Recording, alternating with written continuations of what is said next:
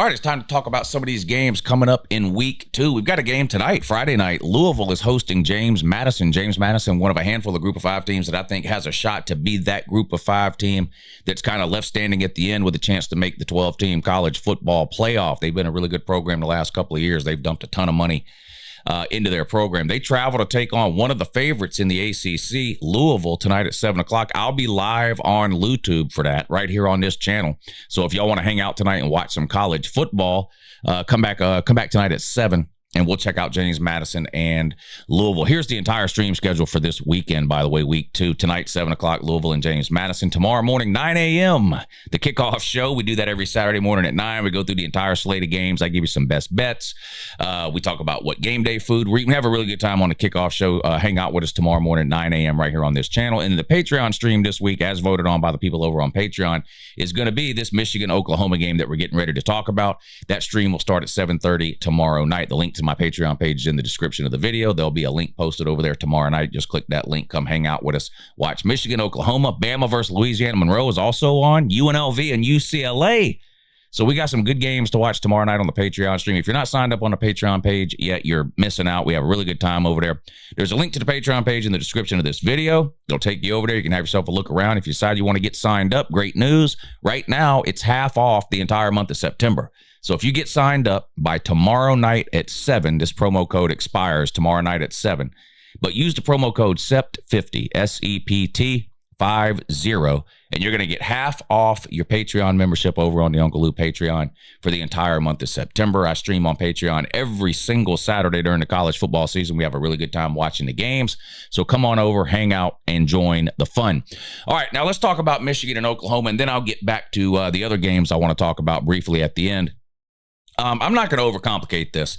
A lot of times with huge games in the beginning of the season, it feels like so much has been said about the games because you have an 8-month off season in college football. So the tendency and sort of human nature is to focus on those games in the off season. So there's a ton said already about this Michigan-Oklahoma game. The same thing was true last week with the massive week 1 games, Texas, Ohio State, Notre Dame, Miami, Clemson, LSU. You have 8 months lead up to those games. And this one kind of fits in that same category. So there's just been a ton said. So there's a tendency when the game finally comes around like now, and you want to sit down and talk about the game like I'm doing now, that you feel like you have to come up with something new or innovative or some type of angle that hasn't been covered. And the reality is it's all been covered.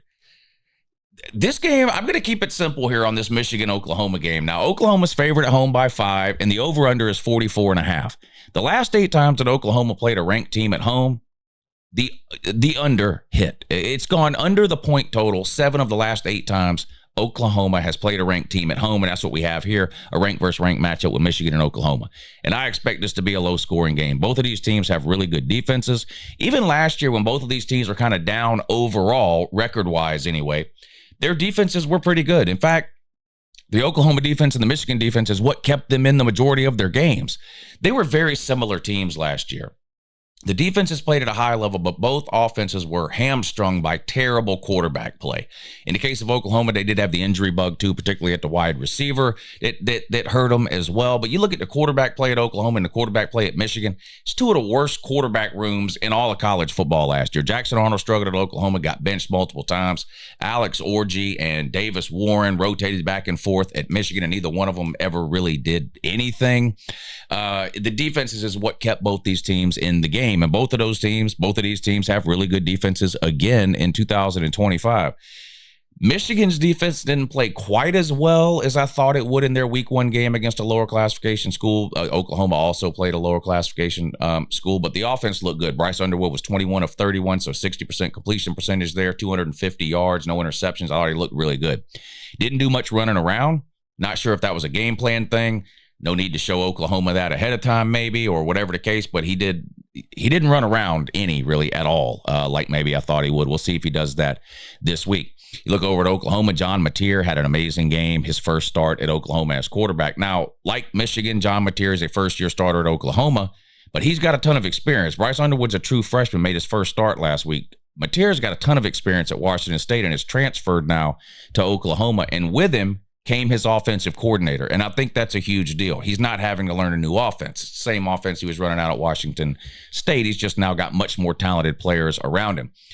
I pointed out the defense for Michigan is maybe not playing as well as I thought they would. If I'm looking at something at Oklahoma from week 1 and going, I thought maybe they'd do better, it's the running game. Now, maybe some of that is because Jaden Ott didn't play. They brought Jaden Ott in through the transfer portal. He was one of the highest rated running backs in the portal this past offseason. And he only played 3 or 4 snaps and only had 1 carry for -3 yards. So maybe we'll see Bryce Underwood run around more in this game. Maybe Michigan's defense will play a little bit better than it did in week 1. And maybe we'll see more Jaden Ott and more of the Oklahoma ground game here in the Michigan game. But those were one area on each team where I watched last week and went, thought maybe that would be a little bit better, and it wasn't. I'm going to keep this straightforward and simple here. I've got on one hand a team with a pretty good defense, questionable offense, and the reason I say questionable is because it was bad last year. We expect it to be much better this year, and I think it will. But a true freshman quarterback making only the second start of his career and his first ever start on the road. And playing on the road in Norman, Oklahoma is no easy task, especially with Brent Venables standing on the other sideline, one of the best defensive minds in all of college football. On the other side, I've got also a great defense returning from last year, expected to be really good again. And while I've got a first-year starter there as well, he's only a first-year starter at Oklahoma. He's got a ton of experience. I'm going to take the experienced quarterback at home over the true freshman quarterback making his first ever road start. Both teams having really good defenses here. I expect this to be a low-scoring game. I think Oklahoma probably wins by a touchdown, 24-17, something like that. I'm going to take Oklahoma minus the 5, and I'm going to take under 44.5 points.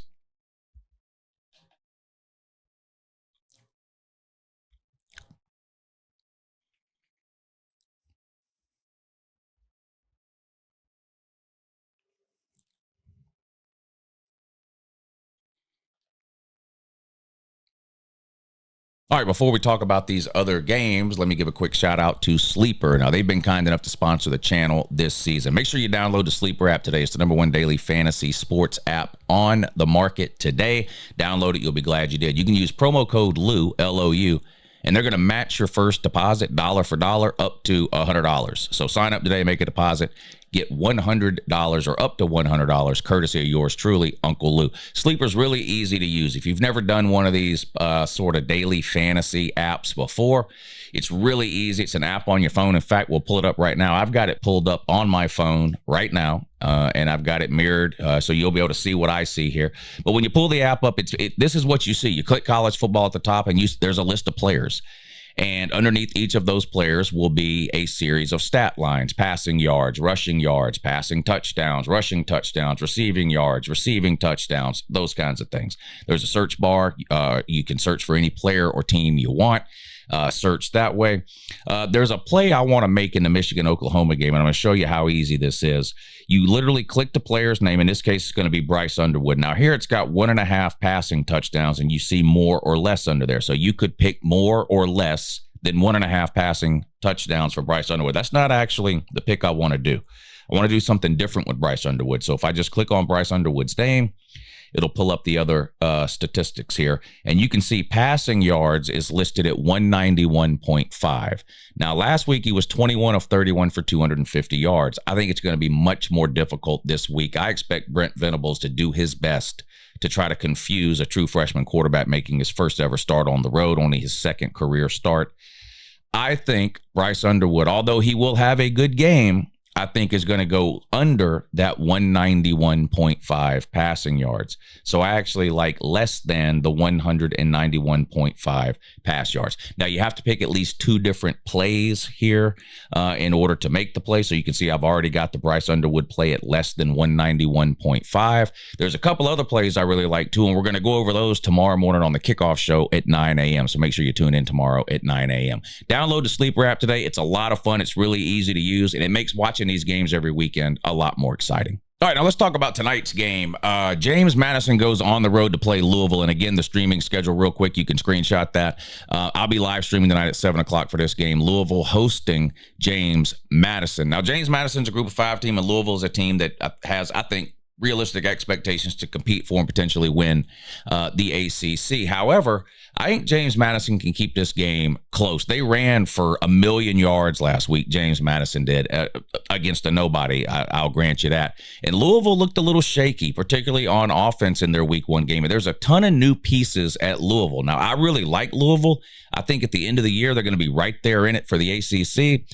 But it looks like it's going to take Louisville a couple of weeks to get that offense up to speed with all the new pieces they have. For that reason, I like James Madison to keep this thing close. James Madison is a 14.5-point underdog. I do think Louisville will win the game tonight, but I'm going to take James Madison in the points in that one. But again, you can tune in tonight at 7 o'clock and hang out and we'll watch it. Tomorrow's Patreon games, in addition to Michigan and Oklahoma, we've got Bama, Louisiana, Monroe, and UNLV UCLA. Now, the Bama Louisiana Monroe game looks a lot more interesting now than it did last week, obviously, after we saw how bad Alabama looked against Florida State. But Louisiana Monroe ain't Florida State. Now, it would be hilarious if Bama lost this game. Of course it would. And sort of famously, Nick Saban actually lost to Louisiana Monroe way back in 2007, his first year as head coach at Alabama. This, of course, not DeBoer's first year there. It's his second year there. But Kalen DeBoer is 5-5 in his last 10 games at Bama. 4 of those losses have come to unranked teams, and of course, Louisiana Monroe's unranked as well. It's worth keeping an eye on this game, like for the just-in-case factor. Can you imagine the atmosphere in Bryant-Denny Stadium Saturday night if, with 10 minutes to go in the second quarter, somehow Louisiana Monroe was winning this game like 10-7 or something, and maybe you're not even watching the game, maybe you're watching Michigan, Oklahoma, but you just see the scroll across the bottom of your screen that says, Louisiana Monroe, whatever, 7, Alabama 3 or something like that. Like, it's going to get your attention real quick if that happens, but it will be an absolute disaster inside Bryant-Denny Stadium in terms of the fans and their reaction if that were to happen. I'll be keeping an eye on it just for that reason, but I do think Alabama will win that game relatively easily. There's another game on tomorrow night that I'm obviously interested in, and that's the UNLV game at home against UCLA. UCLA got absolutely destroyed last week at home at UCLA by a much improved Utah team, and Nico looked terrible. I don't know if there's a more hated player in college football this year than Nico, whether it's fair, unfair, whether he was right, wrong, whether it was his agents and his family that screwed him or whatever. That sort of doesn't even matter anymore. People just have a negative opinion of Nico now, and I don't think there's anything that can happen to change that at this point. And there's a lot of people that enjoyed watching him lose last week, and not only did he lose, he looked really bad doing it. UNLV's already played 2 games. They're 2-0. They did not look great in their week 1 game against an FCS school, but it looked pretty good last week. They've benched Orgy basically and gone with Calandry at quarterback, which I think is the right thing to do there at UNLV. He's looked really good, and he can run around too, just like Alex Orgy can. He's just got a much better arm. UNLV has an exciting offense. They score a lot of points. And I like UNLV to get the win here at home over UCLA. UCLA is not a great team, but they're still a Power 4 team. And you know how it is when these high-level Group of 5 teams get a shot at somebody from the Power 4, no matter who it is. They tend to play their best football. So I expect UNLV to do that and play a good game. And I think they can actually get the win as a small underdog at home against UCLA. UCLA is about a 2.5 or a 3-point favorite, depending on where you look.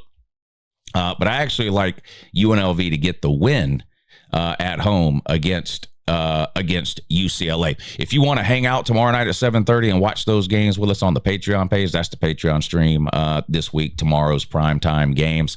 There's a link to the Patreon page in the description of this video that'll take you over there, and you can have yourself a look around. If you get signed up now, it's half off for the entire month of September. Use promo code SEPT50, SEPT50, and if you get signed up by tomorrow night at 7, the promo code expires tomorrow night at 7. So go ahead and get yourself signed up, get half off for the entire month of September, and come hang out with us and watch these games on Patreon. We have a really good time. I stream on Patreon every single Saturday during the season. They vote every week over there on Patreon which time slot they want me to do, and this week they voted for the primetime game. So I'll be live Saturday night, tomorrow night around 7 or 7:30, and we'll hang out and watch all those primetime games. Get signed up, link in description. All right, let me know, which of these games are you most excited to watch? Am I right? Am I wrong? Is Michigan go on the road and get the win, or can Oklahoma pull it off? What about the UNLV and UCLA game? Are you looking forward to watching Nico lose again? And is there any chance James Madison pulls off the upset tonight at Louisville or Bama at home to Louisiana Monroe. Let me know down below. Anyway, appreciate you watching. I'm ready for another great weekend of college football. I'll see you all tonight at 7 o'clock right here on this channel for the Louisville James Madison game. Until then, have a good morning.